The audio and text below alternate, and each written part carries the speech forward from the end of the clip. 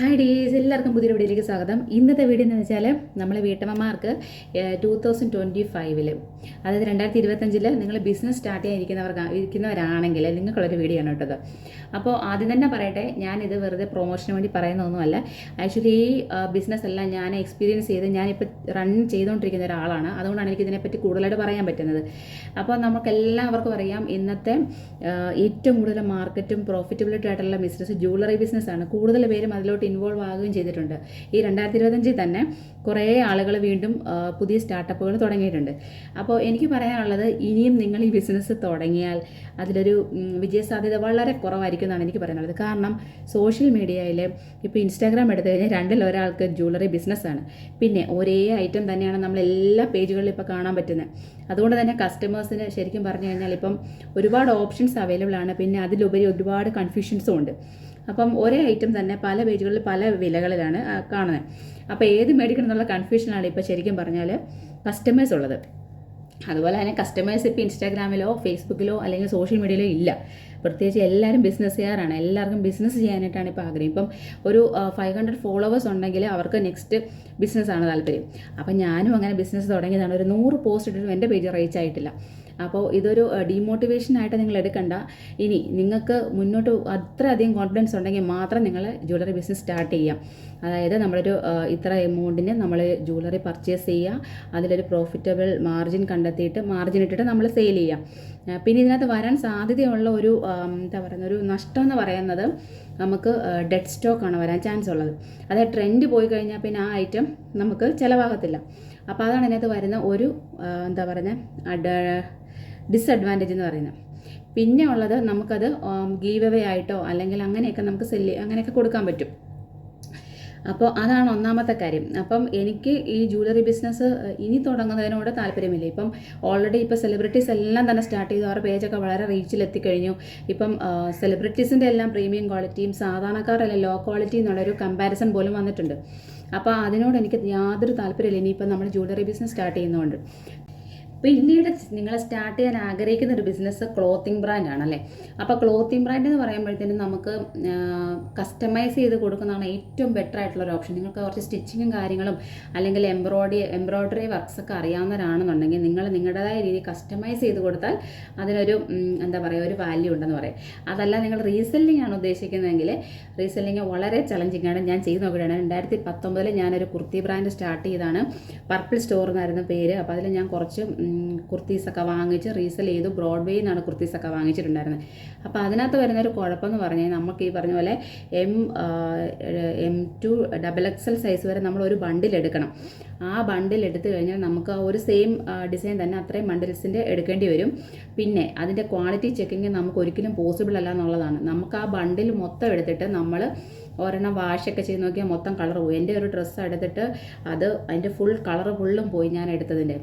പിന്നെ 30 ഡേയ്സിനുള്ളിൽ നമുക്ക് റീപ്ലേസ്മെൻറ്റിനൊക്കെ പോകാം. അപ്പം ഞാൻ ആ ഫസ്റ്റ് ഇതോടുകൂടി എൻ്റെ ഇമ്പ്രഷൻ പോയതുകൊണ്ട് ഞാൻ പിന്നീട് അത് അവിടെ വെച്ച് ക്ലോസ് ചെയ്തത്. എനിക്കതിനകത്ത് കുറച്ച് മെറ്റീരിയൽസൊക്കെ വന്ന് ഞാനതൊക്കെ റിലേറ്റീവ്സിനെ കൊടുത്ത് തീർക്കുകയാണ് ചെയ്തത്. അപ്പോൾ ഇതാണ് എനിക്ക് രണ്ടാമത് പറയാനുള്ളത്. അപ്പോൾ നമ്മൾ ക്ലോത്തിങ് ബ്രാൻഡാണ് ചെയ്യുന്നതെങ്കിൽ നമ്മൾ മെറ്റീരിയൽസ് നോക്കി ടെസ്റ്റ് ചെയ്തിട്ടൊക്കെ ചെയ്യാം. അല്ലെങ്കിൽ നമുക്ക് നമ്മുടെ കസ്റ്റമേഴ്സിനെ നഷ്ടപ്പെടും, അത്രേ ഉള്ളൂ. അപ്പം അതാണ് രണ്ടാമത്തെ ഒരു ചോയ്സ്. ഇപ്പോൾ 2 ബ്രാൻഡാണ് കൂടുതലായിട്ടും കയറി നിൽക്കുന്നത്. അതായത് ക്ലോത്തിങ് ബ്രാൻഡും ജ്വല്ലറി ബിസിനസ്സും. ഇത് രണ്ടും ഇപ്പം ഓൾമോസ്റ്റ് വീട്ടമ്മമാരെല്ലാം ചെയ്യുന്ന ഒരു കാര്യമാണ്. അപ്പോൾ ഇപ്പോൾ കുറേ പേര് അതിലോട്ട് ഇൻവോൾവ് ആയിട്ടുമുണ്ട്. പക്ഷെ നമ്മൾ ഈ കാണുന്നതൊക്കെ ഒരുപാട് റീച്ച് എത്തിയ പേജുകളിലെ വ്യൂസൊക്കെയാണ് നമ്മൾ കാണുന്നത്. പക്ഷേ ഇതിനപ്പുറം ഒരുപാട് എന്താ പറയുക, ഫെയിൽ ആയിട്ടുള്ള ഒരുപാട് ആളുകളുണ്ട്. അപ്പോൾ അവരൊന്നും എന്താ പറയുക, അവരൊന്നും ഇതിലോട്ട് വരുന്നില്ല. അതായത് തുറന്നു പറയാനോ ഇതിൻ്റെ കാര്യങ്ങൾ പറയാനോ ഒന്നും വരുന്നില്ല എന്നുള്ളതാണ്. നമ്മൾ കാണുന്നതൊക്കെ എന്താ, സക്സസ്ഫുൾ സ്റ്റോറീസാണ് നമ്മൾ കാണുന്നത്. ഞങ്ങൾക്ക് ഇത്ര പ്രോഫിറ്റ് കിട്ടി, ഞങ്ങൾ ഇത്രയും വ്യൂസ് കിട്ടി, അല്ലെങ്കിൽ ഇത്രയും ഓർഡേഴ്സ് കിട്ടി, ഇതൊക്കെയാണ് നമ്മൾ കാണുന്നത്. അപ്പം ഇത് ഫെയിലായ ആളുകൾ മുന്നോട്ട് വന്നെങ്കിൽ മാത്രമേ ഉള്ളൂ ഇതിൻ്റെ എന്താ പറയുക പോസിറ്റീവും നെഗറ്റീവ്സും കൂടെ മനസ്സിലാക്കി പോയെങ്കിൽ മാത്രമേ ഉള്ളൂ യഥാർത്ഥമായിട്ട് നമുക്ക് ആ ബിസിനസ്സിൻ്റെ കാര്യം പഠിക്കാൻ പറ്റുള്ളൂ. അതായത് നമ്മൾ കൂടുതലും കേൾക്കുന്നത് പറഞ്ഞാൽ സക്സസ് സ്റ്റോറീസ് ആണല്ലോ. ഇപ്പം ക്ലോത്തിങ് ബ്രാൻഡ് തുടങ്ങിയവർക്ക് ആയിരക്കണക്കിന് ഓർഡേഴ്സ് കിട്ടുന്നു, ജ്വല്ലറി ബ്രാൻഡ്സ് തുടങ്ങിയവർക്ക് ഒരുപാട് ഓർഡർ കിട്ടുന്നു. ഇങ്ങനെയുള്ള സക്സസ് സ്റ്റോറീസുകളും മോട്ടിവേഷനും ഒക്കെ കേട്ടിട്ട് തന്നെയാണ് ഞാനും ഈ പറഞ്ഞ പോലെ നമ്മൾ ഈ ബ്രാൻഡുകളിലോട്ട് സ്റ്റാർട്ട് ചെയ്തത്. പക്ഷേ ഒരു വിഭാഗം ആളുകൾ ഇത് സ്റ്റാർട്ട് ചെയ്തിട്ട് എങ്ങും എത്താതെ സ്റ്റക്കായി നിൽപ്പുണ്ട്. അപ്പോൾ അങ്ങനെയുള്ളവർ എന്ത് ചെയ്യണം? അപ്പം അല്ലെങ്കിൽ ഇനിയും പുതിയതായിട്ട് സ്റ്റാർട്ട് ചെയ്യാൻ കുറേ പേര് നിൽപ്പുണ്ട്. അപ്പോൾ വീട്ടമ്മമാർ. അപ്പം അവരിതിനെപ്പറ്റി യാതൊന്നും കേൾക്കാതെ കുറേ ഓർഡേഴ്സ് കുറച്ച് പേർക്ക് കിട്ടുന്നു, അല്ലെങ്കിൽ വീട്ടിലിരുന്ന് ലക്ഷങ്ങൾ സമ്പാദിക്കാൻ കുറച്ച് ഈ ഇൻഫ്ലുവൻസേഴ്സ് വന്ന് പറയുന്നു. അതൊക്കെ കേട്ടിട്ട് നിങ്ങൾ സ്റ്റാർട്ട് ചെയ്തു എന്ന് പറയുന്നുണ്ട്. പക്ഷേ ശരിക്കും പഠിച്ചിട്ടേ നിങ്ങളിത് സ്റ്റാർട്ട് ചെയ്യണമെന്നുള്ള എൻ്റെ പേഴ്സണൽ ഒപ്പീനിയൻ. കാരണം ഇതിനകത്ത് പ്രോഫിറ്റബിൾ ആണ് അല്ലെന്ന് ഞാൻ പറയുന്നില്ല. പക്ഷേ ഇതിനകത്ത് വരാൻ നമ്മളിപ്പം ഓൺലൈനായിട്ടാണ് നമ്മൾ ജ്വല്ലറി എടുക്കുന്നതെങ്കിൽ നമുക്ക് മിനിമം പർച്ചേസ് ഉണ്ട്. മിനിമം പർച്ചേസിനകത്ത് നമ്മളിപ്പം ഡയറക്റ്റ് പർച്ചേസ് അല്ല ചെയ്യുന്നതെങ്കിൽ നമുക്ക് വരുന്ന ഓർണമെൻറ്റ്സിനകത്ത് എന്തെങ്കിലും ഡാമേജുകളോ കാര്യങ്ങളോ ഉണ്ടെങ്കിൽ ഒന്ന് റീപ്ലേസ്മെൻ്റ് ഒക്കെ ബുദ്ധിമുട്ടായിരിക്കും. അപ്പോൾ അതൊക്കെ ശ്രദ്ധിക്കണം. പിന്നെ നമ്മൾ നേരിട്ട് പോയി തന്നെ ഹാൻഡ് പിക്ക് ചെയ്ത് എടുക്കുന്നതാണ് ഏറ്റവും ബെറ്റർ. ഇപ്പോൾ ബ്രോഡ്വേയിലാണെങ്കിൽ ഒരുപാട് ജ്വല്ലറീസ് ഉണ്ട്. തൃശ്ശൂരുണ്ട്, പിന്നെ നമുക്ക് ഔട്ട് ഓഫ് കേരള ഒരുപാടുണ്ട്. ഇത് ബാംഗ്ലൂരുണ്ട്, മുംബൈ ഉണ്ട്. അപ്പം നമുക്ക് അവിടെ നിന്നൊക്കെ എടുക്കുന്നതിലും കംഫർട്ടബിൾ കേരളത്തിനകത്ത് തന്നെ ഹാൻഡ് പിക്ക് ചെയ്യുകയാണ് ഏറ്റവും ബെറ്ററായിട്ട് എനിക്ക് തോന്നിയിട്ടുള്ളത്. അതുപോലെ തന്നെ നമ്മൾ ഓൺലൈനായിട്ടാണ് ജ്വല്ലറീസ് ബൾക്ക് ഓർഡർ വാങ്ങിക്കുന്നതെങ്കിൽ നമ്മൾ ആദ്യം തന്നെ പേയ്മെൻറ്റ് ചെയ്യണം. അപ്പം നമ്മൾ പേയ്മെൻറ്റ് ചെയ്ത് കഴിഞ്ഞിട്ട് അവർ കൊറിയർ അയച്ച് തരുക ചെയ്യുന്നത്. അപ്പം നമ്മൾ കണ്ട സെയിം പ്രോഡക്റ്റ്സ് തന്നെയാണ് നമുക്ക് കിട്ടുന്നതെന്ന് നമുക്ക് ഒരു കാരണവശാലും നമുക്ക് ഉറപ്പിക്കാൻ പറ്റത്തില്ല. അതാണ് ഒന്നാമത്തെ ഒരു ചലഞ്ച് എന്ന് പറഞ്ഞു കഴിഞ്ഞാൽ. പിന്നെ വരുന്ന ഐറ്റംസിൽ ഡാമേജ് ഉണ്ടോ? ഒരു സ്റ്റോൺ പോയാലും അതൊരു ഡാമേജ് തന്നെയല്ലേ. പിന്നെ അതുപോലെ അതിൻ്റെ ബാക്കിലെ ത്രെഡിലെ പ്രശ്നങ്ങൾ, സ്റ്റോൺസോ അല്ലെങ്കിൽ ബീഡ്സോ എന്തെങ്കിലുമൊക്കെ മാറിയിരുന്നാൽ അത് നമുക്ക് സെയിൽ ചെയ്യാൻ പറ്റത്തില്ല. അപ്പോൾ അങ്ങനെയുള്ള കാര്യങ്ങൾ, അപ്പോൾ അതൊക്കെ നമ്മൾ വളരെ ശ്രദ്ധിക്കണം. പിന്നെ ഹാൻഡ് പിക്ക് ചെയ്യുന്നതാണ് എപ്പോഴും സേഫ് എന്ന് പറയാനായിട്ട്. അപ്പോൾ അങ്ങനെ ഹാൻഡ് പിക്ക് ചെയ്തെടുക്കുക ജ്വല്ലറീസ് തുടങ്ങുന്നത്. പിന്നെ ക്ലോത്തിങ് ബ്രാൻഡ് ചെയ്യുമ്പോൾ നമ്മൾ ഏതെങ്കിലും ഒരു ഹോൾസെയിലേഴ്സിനെ നോക്കിയിട്ട് നമ്മൾ ഈ പറഞ്ഞ പോലെ അവർ ഈ പറഞ്ഞ ഒരു പീസൊന്നും തരത്തില്ല. നമ്മൾ പ്രോഡക്ട്സ് വാങ്ങിയിട്ട് വാഷ് ചെയ്തൊക്കെ നോക്കുക. എൻ്റെയൊക്കെ ഞാൻ വാങ്ങിച്ചപ്പം ഒരു ടോപ്പിൻ്റെ ഫുൾ കളർ പോയായിരുന്നു.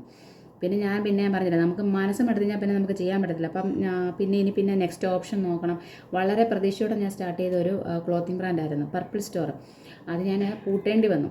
അപ്പം ഇങ്ങനെ നെഗറ്റീവ്സ് ഞാൻ എന്തുകൊണ്ട് ഷെയർ ചെയ്തെന്ന് പറഞ്ഞു കഴിഞ്ഞാൽ, ഇപ്പോൾ ഒരുപാട് പേര് വീണ്ടും ഇതിലോട്ട് ഇൻവോൾവ് ആയിട്ടുണ്ട്. അപ്പം നമ്മൾ എന്താ ഇൻവോൾവ് ആകുന്നത് എന്ന് വെച്ച് കഴിഞ്ഞാൽ, നമ്മൾ ഈ പറഞ്ഞ പോലെ കുറേ പേരുടെ വീഡിയോസ് കണ്ടിട്ട് നമ്മളെ ഇൻഫ്ലുവൻസ് ചെയ്യുന്നുണ്ട്. ഇപ്പം ഞാനും ഇതുപോലെ ഇൻഫ്ലുവൻസ് ചെയ്യപ്പെട്ട ഒരാളാണ്. അതിനുശേഷമാണ് ഞാൻ ജ്വല്ലറി തുടങ്ങിയത്. അതിന് മുമ്പാണ് ഞാൻ ക്ലോത്തിങ് തുടങ്ങിയത്. പക്ഷേ ക്ലോത്തിങ് തുടങ്ങിയപ്പോൾ എനിക്ക് ജോലി ഉണ്ടായിരുന്നു. അപ്പോൾ അതുകൊണ്ട് അത് മെയിൻറ്റെയിൻ ചെയ്യാൻ പറ്റിയില്ല.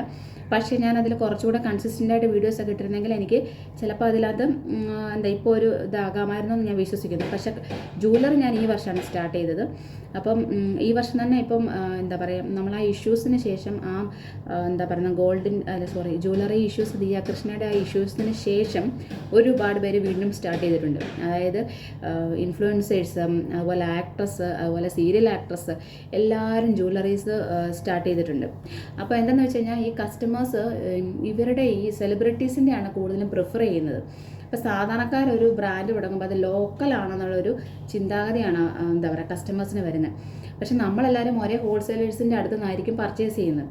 അപ്പോൾ അതറിയാതെ ഇവർ കമ്പാരിസണാണ് നടത്തുന്നത്. നിങ്ങളുടെ ഈ ജ്വല്ലറി അവിടെ അത്രയാണല്ലോ, നിങ്ങളുടെ വിലക്കുറവാണല്ലോ, അപ്പം നിങ്ങളുടെ ലോക്കലാണോ എന്നൊക്കെയുള്ളൊരു ചോദ്യങ്ങൾ വരും. അപ്പോൾ ഇതൊക്കെ ഞാൻ ഫേസ് ചെയ്തിട്ടുള്ള കാര്യമാണ്, അതാണ് നിങ്ങളോട് ഷെയർ ചെയ്യുന്നത് കേട്ടോ. അപ്പോൾ അങ്ങനെയൊക്കെ ഒരു കമ്പാരിസൺ ഇപ്പോൾ നടക്കുന്നുണ്ട്. അപ്പോൾ അതുകൊണ്ട് തന്നെ ജ്വല്ലറി ബിസിനസ്സിനോട് എനിക്കും യാതൊരു ഞാൻ ഇപ്പോൾ അതിനെ പ്രൊമോട്ട് ചെയ്യുന്നില്ല. ജ്വല്ലറി ബിസിനസ് ഈ 2025 പിന്നെ ഓപ്ഷനുള്ള കസ്റ്റമൈസ്ഡ് ഗിഫ്റ്റ് ഷോപ്പുണ്ട് എനിക്ക്. അപ്പോൾ അതാണെങ്കിൽ നമുക്ക് ഇപ്പം ഞാൻ ഗ്രാഫിക് ഡിസൈനറാണ്. അതുകൊണ്ട് തന്നെ ഞാൻ ആദ്യം തുടങ്ങിയത് അതാണ് കേട്ടോ. പ്രിൻറ്റി ബോക്സ് ആണ് എൻ്റെ പേജിൻ്റെ പേര്. അപ്പോൾ ഞാൻ ഫ്രെയിം വർക്കുകൾ, അതുപോലെ തന്നെ മഗ് പ്രിൻറ്റ്, പില്ലോ പ്രിൻറ്റ് ഇതൊക്കെ ചെയ്യുന്നുണ്ട്. ഇനി അങ്ങനെ ഒരു ഫീൽഡാണ് നിങ്ങൾ തിരഞ്ഞെടുക്കുന്നതെങ്കിൽ അതിൽ കുറച്ച് ഇൻട്രസ്റ്റിംഗ് ആയിട്ടുള്ള ആളുകളുണ്ട്. അത് ഈ പറഞ്ഞ പോലെ എല്ലാവർക്കും റീസെൽ ചെയ്യുന്ന പോലെ ചെയ്യാൻ പറ്റുന്ന ഒരു കാര്യമല്ല. നമുക്കിപ്പോൾ ഒരു ഫോട്ടോ കിട്ടിക്കഴിഞ്ഞാൽ നമുക്കത് ഒരു കസ്റ്റമൈസ്ഡ് ഗിഫ്റ്റ് ആക്കി നമ്മുടെ ക്രിയേറ്റിവിറ്റി കൊടുത്തുകൊണ്ട് നമുക്ക് സെല്ല് ചെയ്യാൻ പറ്റും. അത് ഈ പറഞ്ഞ പോലെ എല്ലാവർക്കും വന്ന് ചെയ്യാൻ പറ്റാത്ത ഒരു ഫീൽഡാണ്. അപ്പോൾ അതിനാണ് അതിപ്പോൾ എനിക്ക് വർക്കുണ്ട്, ഞാൻ ചെയ്യുന്നുമുണ്ട്. അപ്പോൾ ജ്വല്ലറി ബിസിനസ് റണ്ണിങ്ങിലാണെന്ന് പറഞ്ഞാൽ ഞാൻ പോസ്റ്റുകൾ ഇടുന്നുണ്ട്, പക്ഷേ എനിക്ക് പേജ് ഇതിൽ റീച്ച് ആയിട്ടില്ല. അപ്പോൾ ഇനി നിങ്ങൾ തുടങ്ങാൻ ആഗ്രഹിക്കുന്നവരാണെന്നുണ്ടെങ്കിൽ നിങ്ങൾ കൂടുതൽ പഠിക്കുക. എവിടെ നിന്ന് നിങ്ങൾ പ്രോഡക്റ്റ് എടുക്കാനായിട്ടുള്ള കാര്യങ്ങളും അതിൻ്റെ പ്രോഫിറ്റബിലിറ്റി, നഷ്ടവും അതിലെന്തൊക്കെ നഷ്ടം വരാം എന്നുള്ളതൊക്കെ ഒന്ന് പഠിച്ചിട്ടിറങ്ങുക. കാരണം എനിക്ക് തന്നെ ഇപ്പോൾ ഇൻസ്റ്റാഗ്രാമിൽ ഒരുപാട് പേര് ചോദിക്കുന്നുണ്ട്, പുതുതായിട്ട് എങ്ങനെ സ്റ്റാർട്ട് ചെയ്യുന്നത്. അപ്പോൾ തന്നെ അങ്ങനെയാണ് എനിക്ക് മനസ്സിലാകുന്നത്. കാരണം കുറേ ആളുകൾ ഇതിലോട്ട് വീണ്ടും വരാൻ ആഗ്രഹിക്കുന്നവരുണ്ട്. അപ്പോൾ ഞാനത് ഡീമോട്ടിവേഷനായിട്ട് പറഞ്ഞതല്ല.